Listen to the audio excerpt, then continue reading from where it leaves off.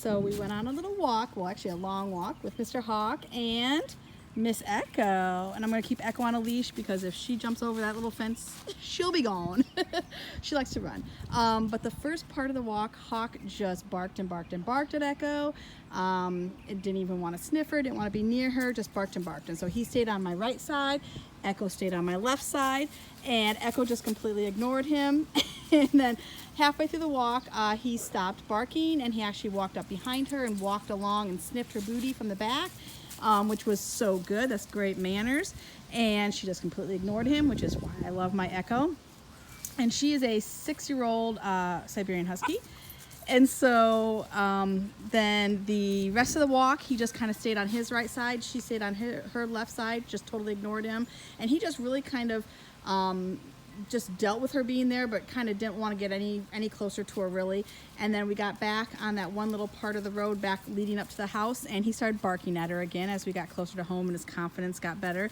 And so now he is loose in the backyard, and once again I have Echo on a leash, and she's just completely ignoring him, which is very common for her temperament. She just really doesn't really care about other dogs a whole lot. She'll wrestle and play with one of ours, Nikki, but most of the time she thinks she's too good for other dogs.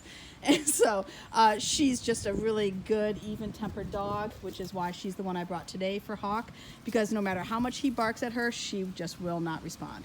You see, as he gets closer, she gives a little tail wag, like, yeah, you can come up and say hello. And I'm making the leash nice and loose, so if he does come up and sniff, that she's not on a tight leash, so there's no stress there. You can see he's just so nervous, but this is so good for him. Hey, don't eat anything there. This is so good for him to have her in his backyard, just so he doesn't get territorial, and just allows her to be in his backyard. And he's actually coming up probably to sniff her, which I love. And I also love that Echo's a little bit of an older dog. I was going to bring one of our 9-month-old pups, but I worried that they'd be a little bit too overzealous to play. Like, not rough with Hawk, but they would just want to play too much, and that would just freak him out. And Echo just keeps peeing because she's just marking her territory.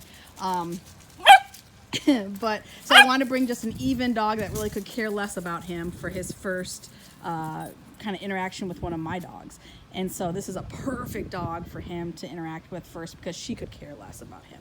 So I love, love, love that he's doing well. And I'm just going to hang out with him back here. She's like, oh, hi. Hi. And he's like, oh gosh, too close, too close.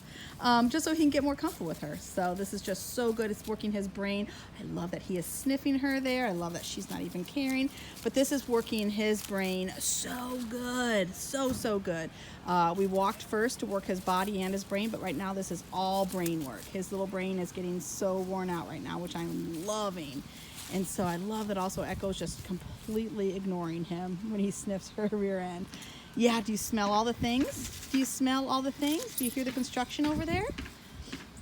I love it. So good. All right, so that's his introduction with Echo.